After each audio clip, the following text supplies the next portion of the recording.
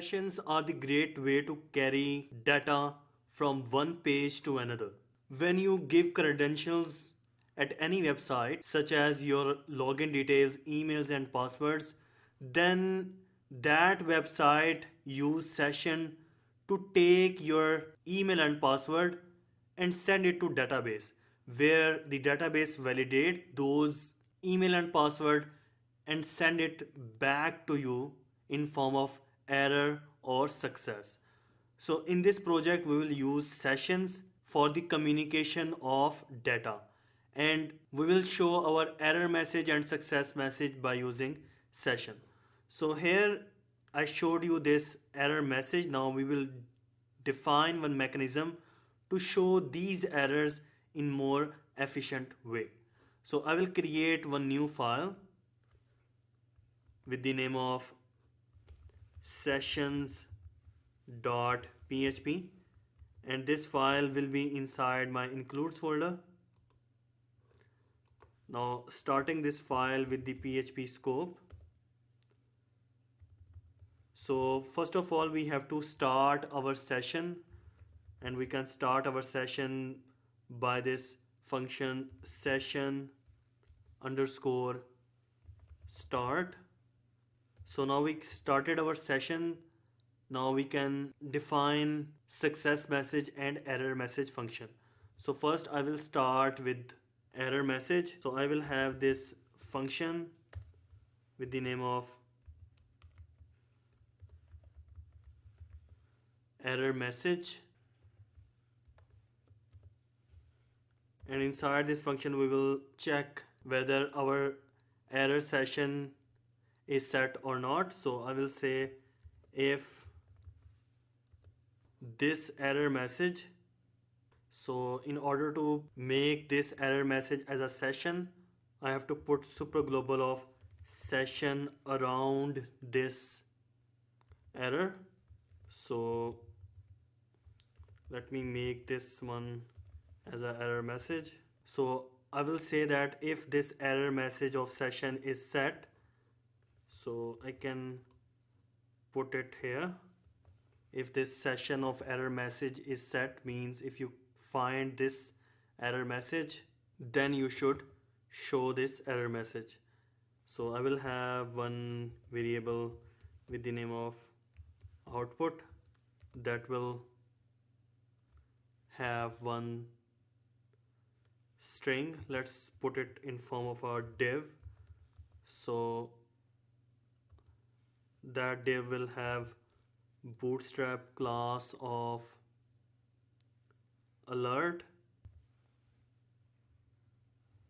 and the alert I'm gonna show will be alert dash danger for red color, and then the ending of this div. And as you can notice, I am using double quote inside double quote, so I have to escape this double quote, and also we need ending of our class double quote here, and we also have to escape this one as well. This will be the starting of our div. Then on the next line we will concatenate this variable with our actual session message. So whenever you are showing some data or outputting some data, must apply this function of HTML entities so that you won't break any single HTML syntax.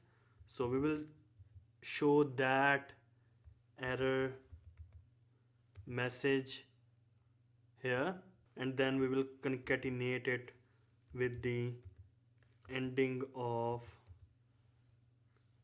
our div. We use this dot to concatenate. So actually this output is a complete one variable. I divided it in 3 lines. If you want to do this way, you can do this way, or you can write all of this in a one line. And then after showing this error message, we have to clear our session to null so that it should not be visible to our user all the time. We will clear that session message of error, and we can clear it by equaling it with null. And at last we will return our this output. So by this error message function, we will take some error message, and in case if it is set, we will apply the danger class to have a red background, and we will apply this HTML entities function on this session error message so that we don't break any HTML. And here we are setting it equal to null so that at the beginning of browsing this categories.php page first time, we won't have this any error message, and we will return the output. Now same way we define this error message, we can also have one success message that will follow the same syntax. So instead of calling this error, we will call it success message. So it will take some argument in form of a success, and instead of having danger class, it will have alert dot success class for a green background, and also we have to mention the success here, and then we have to mention our success here. That's it.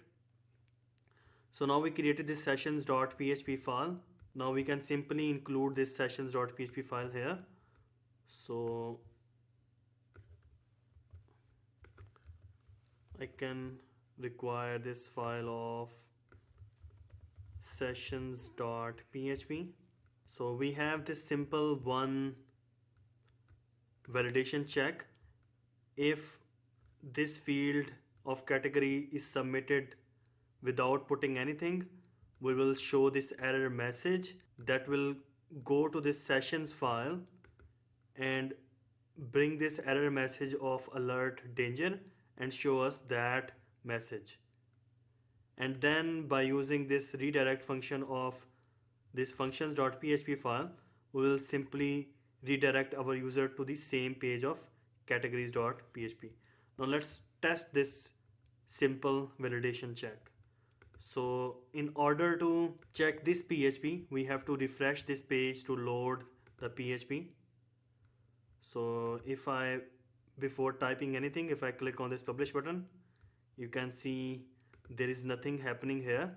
It's because, as you can notice, these error message and success message are two functions, and in order to have some error message, we have to call these functions in our categories.php file. We can call these functions in our categories.php file. So if I scroll down to my main area is starting from here, and here you can see the form. So just before the form, I will have one PHP scope in which we will call these two functions of error message and success message. So as both of these functions are returning something, so we can call these functions by a echo statement. So error message function,